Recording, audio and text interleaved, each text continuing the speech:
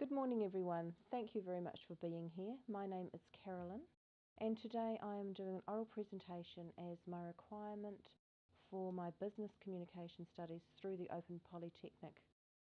And I will be looking at an organisation called Earth Prime.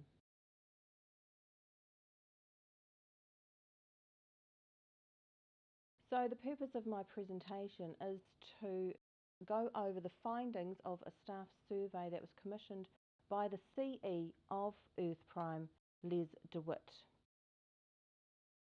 He wanted a full investigation into staff morale and attitudes. So Earth Prime basically is an amalgamation of 4 state-owned enterprises that were brought together, drawn from parts of Internal Affairs, Land and Information, Agriculture New Zealand, and also 2 sections from within the Ministry of Works and Development. They are spread out over 12 locations and have staff anything from 24 down to 3 at some sites. The main head office is in Wellington, which is also have the main research centre attached to it. And there are 2 divisional departments, one based in Auckland and one in Christchurch. The future goal is to become a leading consultant or the leading consultant in the Pacific region. And the profits are expected to continue to grow even before the amalgamation of the 4 CEOs. It was a very profitable organisation, and they expect profits to increase since the amalgamation.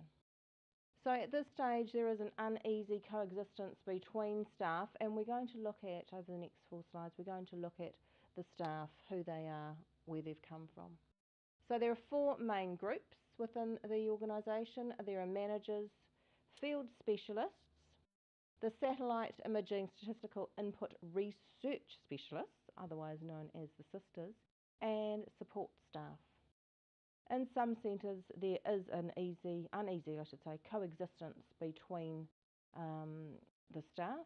Some have come from one department and some have from another department, so they have all been forced together. It's a bit of an unhappy marriage, if you like, and they're not always getting on that well as they're clinging to their old cultures and the way things used to be done. So, and some are actually even going beyond that and are resisting the new ways, and mainly the smaller rural centres.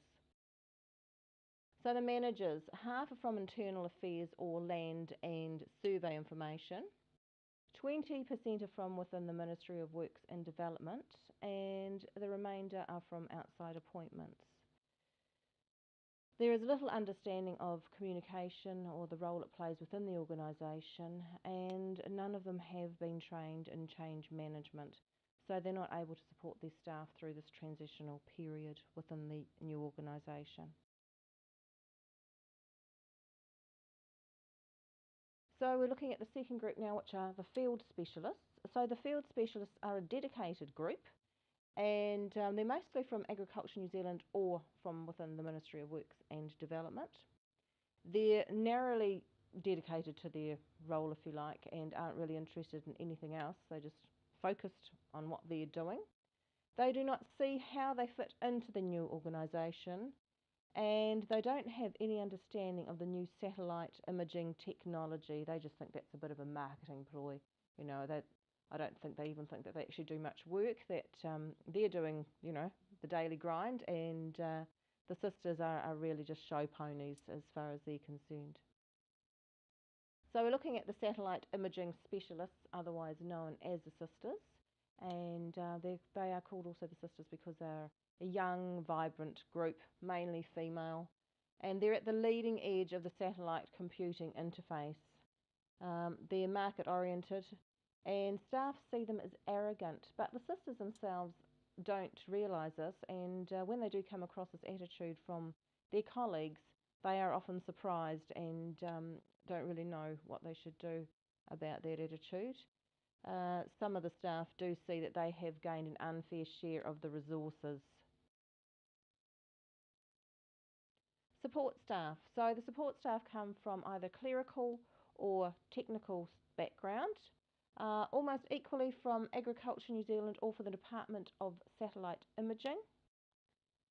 Many of their former colleagues, the people that they worked with on a day-to-day basis, were made redundant at the time of the restructure, at the time of the amalgamation, and many of them do feel that if another chop comes, that they'll be the first ones to go.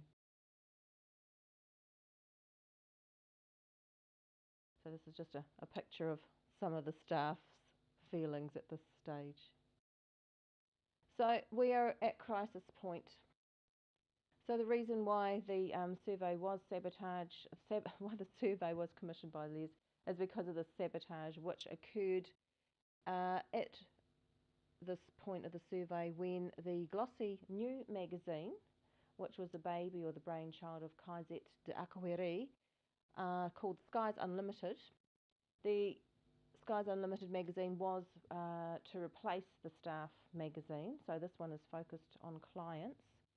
And within this magazine, staff have injected a fake memo, which supposedly was sent from Kaizet to the new CE, to Les. And in this memo, it's talking about massive staff cuts, and that the money that she would be saving from these staff cuts will be going or funneled back into the marketing side of the business.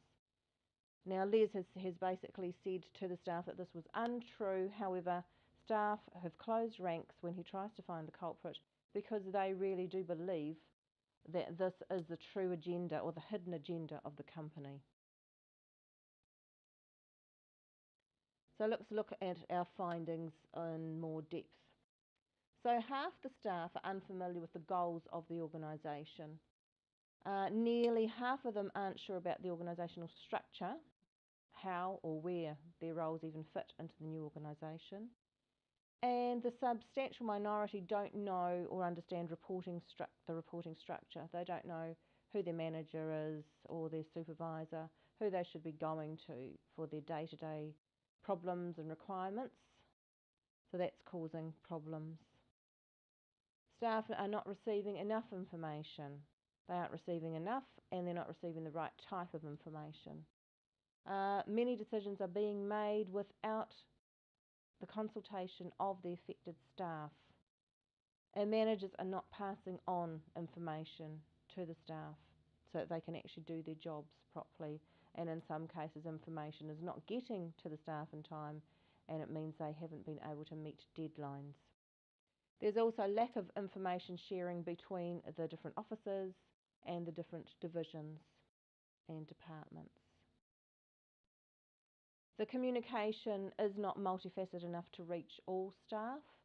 So, for example, meetings are not suitable for the field officers who are out on the road and don't have time to get back to a meeting and can't make them. There needs to be many other ways of communicating: staff intranet, emails, meetings, or perhaps site visits by the CE and managers, etc. The Skies Unlimited was, as I said before, produced mainly for clients, and the staff would like either to go back to what they had before, which was a magazine dedicated to staff communications, or perhaps then to change what the focus is of Skies Unlimited to include information that is relevant to their jobs, especially their day-to-day requirements. And they'd also be interested in finding out a bit more about the company's vision. You know, where's the company heading? They'd like a bit of information about that. And they did like the look of the new glossy magazine, so, you know, it's aesthetically pleasing to the eye. It looks good. They like that, and they would like to have that produced monthly or fortnightly. I should say weekly or fortnightly. So where to from here? Well, the staff, by and large, are basically experiencing culture shock, and they're experiencing unease and discomfort because things aren't the way they used to be, and they don't really know what the new culture is. So there needs to be some sort of change management going on. As I said before, the managers have not been trained in this aspect of communication, and so aren't able to support the staff. There is poor communication within the organisation in all directions, downwards, sideways, upwards, you name it. Things aren't coming down to the right people or coming down to the staff Things aren't being communicated between the divisions or the departments, and there is currently no feedback channel for the staff to give feedback back to the managers and to the CE. So overview, basically unclear company goals and objectives, um, reporting lines and the organisational structure are unknown to many staff, cultural differences between what used to be within their CE and what is currently the case. They don't really know what the new culture is. There's communication barriers, messages are just not getting through, and there's a lack of communication. There's no buy-in by the staff, and staff don't feel part of the organisation and don't see how their role contributes to the organisation as a whole. And so there's no buy-in, and then they're not all going in the same direction. So if we have come to the end of our presentation now, but if you have any questions, feel I have missed anything out, or you'd like to just give some feedback about my presentation in general, please do so now. I have given you all a copy of the PowerPoint presentation for you to have a look at. And I often find when I go home and sit down, it's when I actually think, oh yes, actually I did have a question, but I didn't ask it. So my email address is on the presentation. Please feel free to contact me, and I will be able to help you with any questions about this. So does anyone have anything they'd like to add? Any feedback? Yes. No, changed your mind. Okay. Well, thank you very much once again for coming here today, and thanks to my husband for setting up the space and his studio. Thank you, everyone.